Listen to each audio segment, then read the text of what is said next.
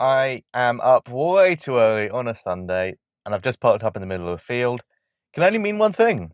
We're going to a car boot.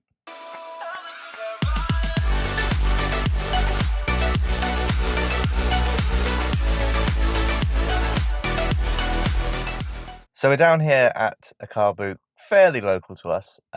We've been watching a lot of car boot content on YouTube, and I wanted to do a bit of a challenge. I've got £100. I want to see how much tech I can get for £100, and then see if we can restore any of it, check what's working, and how much money we could make out of it. Realistically, I'm probably going to end up keeping most of it, but still, I wanted to see what value we can get out of this car boot. Let's go check it out, and let's see what's about. God, it's early. Come on, let's get going. Of course, it wouldn't be a car boot without a good wagon to take all the things that we find. And it was pretty busy this morning. This was at about 8 a.m. And yeah, there was a lot of sellers, but a lot of buyers as well. We had to try and get some deals. Popped back to the car about halfway through to drop some bits off. And as you can see, there are a lot of sellers and buyers. It's very busy in this field. Here's my first haul of bits. We're going to look at these later, but I'm very excited about some of this stuff. Looking forward to it. And then we checked out the second half, which by then I think all the good deals had gone really, but I did pick up a few more bits. Let's get into it. That's us done. I got a bunch more stuff than the footage I already showed. Didn't get as much footage as I wanted to, but honestly it was quite busy. I didn't want to put my camera in people's faces. I don't have like a mounted camera or anything like a lot of the car boot videos do. So we're going to head home. I'm going to get it all out, and we're going to start seeing what stuff is worth, testing some stuff as well. I've definitely got some bits that I'm 100% going to keep, but it's worth kind of just seeing what the value is anyway. I think I've got a computer that's going to make a really great XP machine. And I've also got an old Mac as well, which would be quite fun to play with. So let's get home and let's check it all out. Everything is now out of the car and in a big pile. You can probably see some of it in shot already. I had to do this at the kitchen table because I don't have space in my office to go through all this. So we're going to have a look at some stuff. I've kind of turned on a few things already just to make sure, and like wipe some personal information off things as well. If you're going to sell tech, please, please, please wipe it before you do that. Obviously, I will just wipe it instantly and not even try and look at it. But not everyone is that, shall we say, nice about it. But anyway, let's take a look at what we got. So all in all, I spent £92 in the end. So I came close to my budget. Not quite getting to the end of it. Definitely got the best deals early on. I never get that early to a car boot that early, but we were there before 8 a.m. and definitely it paid off. So big kind of tip if you really do want to try and find some cool stuff. Otherwise, we did get a few deals at the end, but actually after looking at them, might have been a little bit scammed. So that's always fun too, but we'll look into it. So first things first, actually one of the later items was these two tablets. She had no idea what they were. They didn't come with a charger or anything, just items they had laying around, and they were £1 each.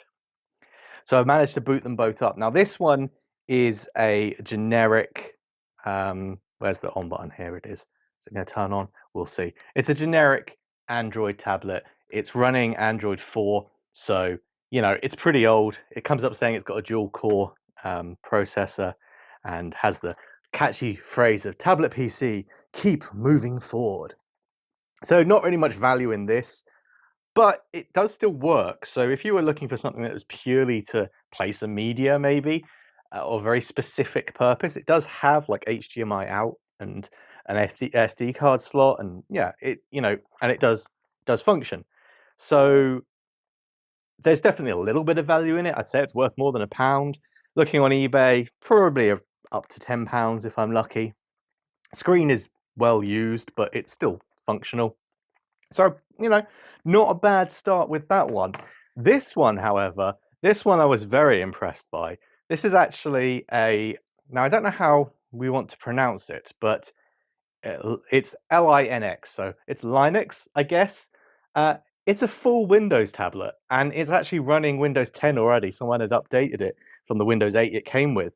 And yeah, after wiping someone's personal information off it. It's a full 7-inch Windows computer running on an Atom processor. So it's not the fastest thing in the world. It's got a gigabyte of RAM, but it does fully work. So if you needed some sort of small device to kind of maybe keep an eye on things, for example, the home server that I've been setting up, uh, yeah, this would really work. Looking online, about £30. So turning £1 into £30. Very happy with that. We're going to also make a video out of this later at another date, so keep an eye on that. But yeah, it's definitely cool for a quid. Very happy with that indeed. Fully charged up, fully working. Again, used, but yeah, can't complain. Next up, we do have a iMac, which I did mention, I think, in the shots when I was still in the car. It is quite an old iMac. It is one of the kind of when they first went to this unibody design. I'm not entirely sure of the exact model. I'll put it somewhere on the screen now. But yeah, I thought I'd get this because it would just be fun. Even if it doesn't really work, you could still sell it for parts and strip it down. Actually, looking on eBay, even not working for parts, it's about £20. I paid £10 for this, just the unit itself, no keyboard or anything. But we'll get a look at this and see if it functions. Okay, let's try and turn this on.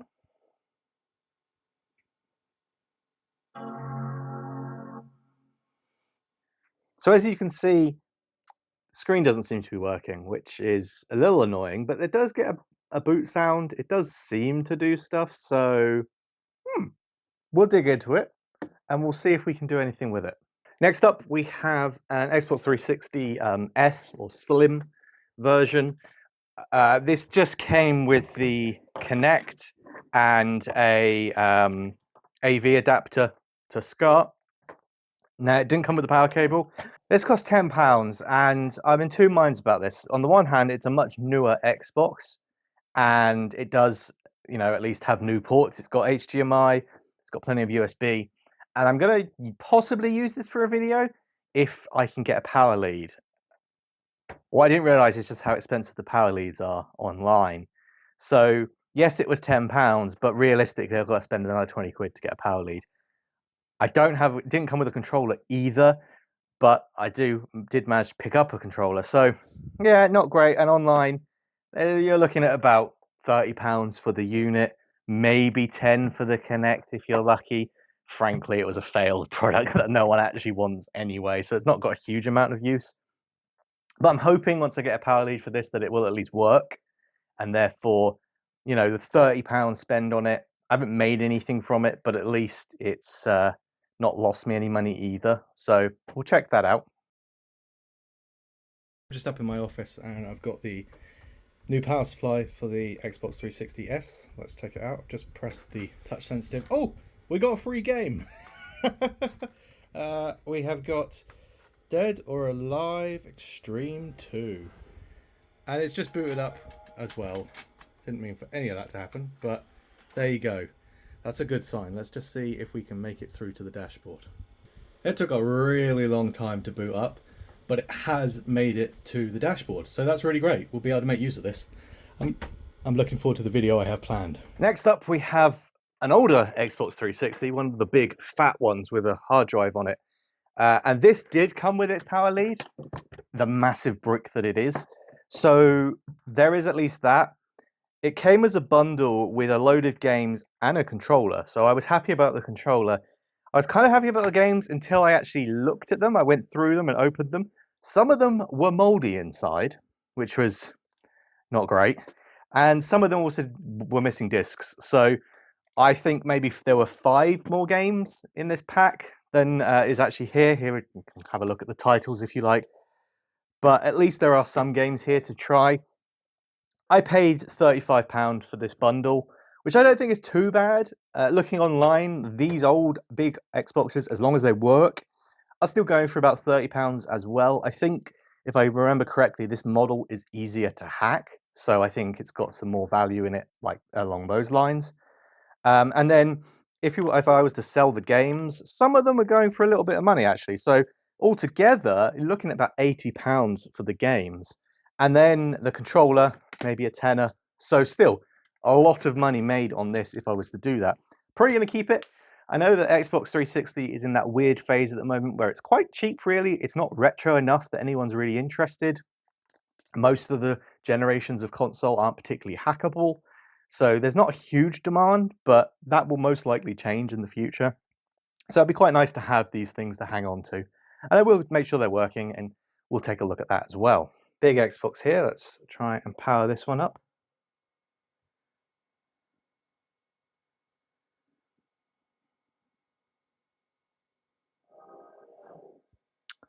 It's a good sign.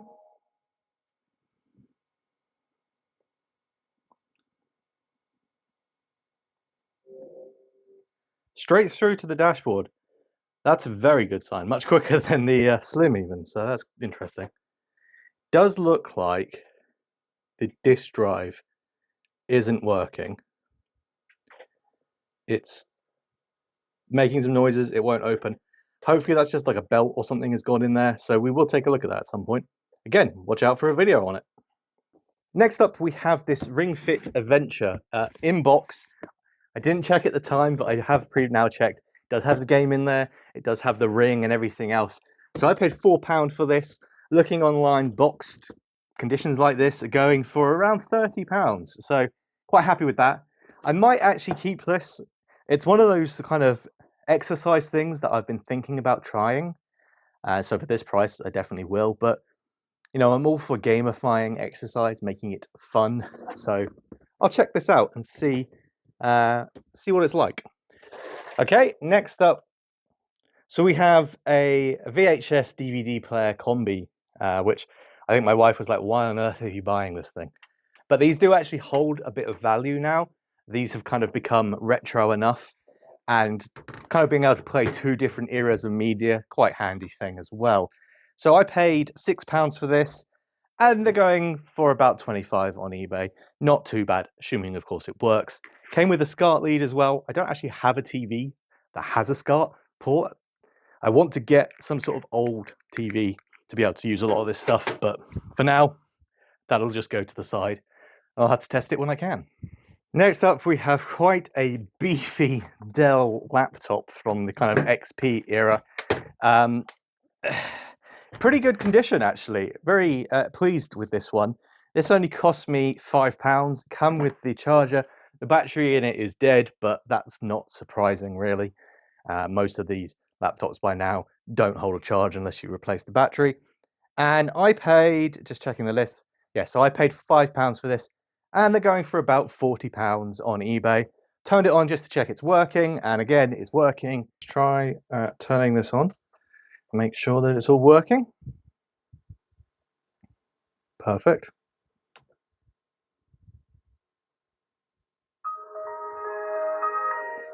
I remember that sound well. So this, I was wrong. It does actually boot straight in. It's been wiped. It does seem to still have some like programs on it, but I don't know, very strange. Still, completely working, which is great to see. A little bit on the laggy side, but you know, are we really all that surprised? The trackpad as well is absolutely tiny. Oh, how things have changed. But we're using Windows XP, Service Pack 2, Intel Celeron, and half a gig of RAM. Not too shabby. And last up, we have the thing I'm particularly excited about. This old Dell Pentium 4 PC. It's in really good condition. I have tested it, boots up. Again, it's got people's personal information on it. I need to wipe it. But for £20, it came with the tower, an old Dell monitor, which again, I wanted this to have a VGA monitor for testing things, a PS2 keyboard, and the original Windows XP Home Edition with the license and the disc itself, which was pretty cool on its own. So like I said, I paid £20 for all this. Well, the tower alone, in good working condition, which this one definitely seems to be, going for about £50. The monitor, again, probably about £20. And interestingly enough, the Windows XP itself as well, another £20, maybe a few quid for the keyboard. But an absolutely massive deal there. I also noticed that it does have an NVIDIA graphics card. I think it's a 4000 series. I'm going to be looking into that a lot more in another video because I want to use this as a basis to build kind of a perfect Windows XP gaming machine to be able to play some of those classic games that I grew up with. So I'm going to have a lot of fun with this. Definitely not selling this, that's for sure. But still, a lot of value here for £20. Okay, let's get the XP machine booted. There we go. So I was actually really looking for a monitor like this, something this size. It's quite small, but will be great for testing stuff that takes VGA, because I don't have any VGA monitors. It's kind of got a lot of fingerprints, but it'll clean up all right, actually. There's a bit of a mark here on the screen. That's it. Other than that, it's a really quite solid, nice display. And just like that, we have Windows XP. Again, some people's accounts on here, so this is going to need to be wiped, but nonetheless, it works. In case anyone's interested, just hopped over into the BIOS over here, and we have an Intel Pentium 4 running at 2.66 gigahertz. CPU information, there we go. Memory information, we have 1 gigabyte of DDR RAM running at 333 megahertz, and we have an APG graphics card with 128 megabytes of graphics memory, which is great. This is what I mean about this being probably quite a good machine for early Windows XP gaming. Perhaps even Windows 98, but I'm not sure. Early XP, certainly. I don't think there's anything else in here of any interest. So there we go. That's everything. So if you take everything together, I spent £92, but looking at eBay listings, we're looking at around £382 if I was to sell all of this. Now, of course, I have to ship it, I have to handle it, I have to do all the setup and everything else. But you could still, even after all that, easily double your money, if not more. So it's kind of cool. It's cool to see what you can actually get at Carboot and that you can still get some cool stuff. Now I've got to go find somewhere to put this all away, but thank you very much for watching. I hope you have enjoyed this video. I certainly enjoyed making it.